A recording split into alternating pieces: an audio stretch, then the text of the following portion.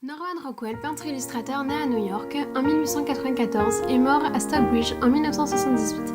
Il travailla durant presque 50 ans pour le journal The Saturday Evening Post, puis pendant 10 ans au magazine Look. The Problem We All Live With, que l'on peut traduire par Le problème avec lequel nous vivons tous, est un tableau réalisé par Norman Rockwell en 1964.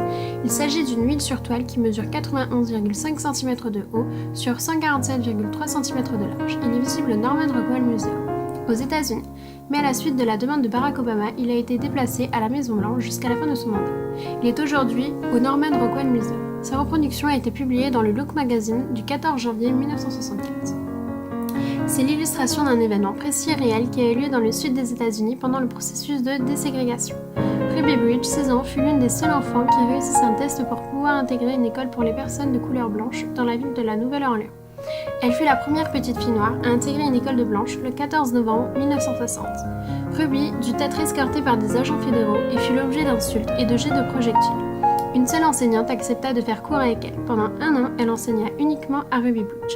Ce tableau est un symbole du combat pour les droits civiques aux États-Unis qui débuta en l'intention du peintre, qui était de dénoncer les réactions xénophobes qui suivirent la déségrégation.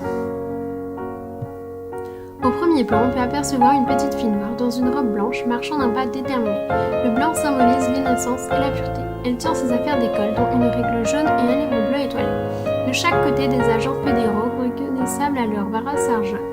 On ne voit pas leur visage, ils sont anonymes, ils représentent la loi. Ils sont très grands par rapport à la fillette, ce qui accentue sa fragilité.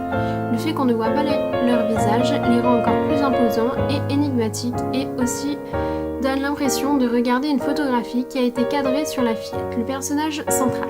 À l'arrière-plan, on peut apercevoir un mur avec lequel on peut voir ces inscriptions, de l'insulte Niger, qui veut dire nègre en français, et KKK, Ku Klux Klan.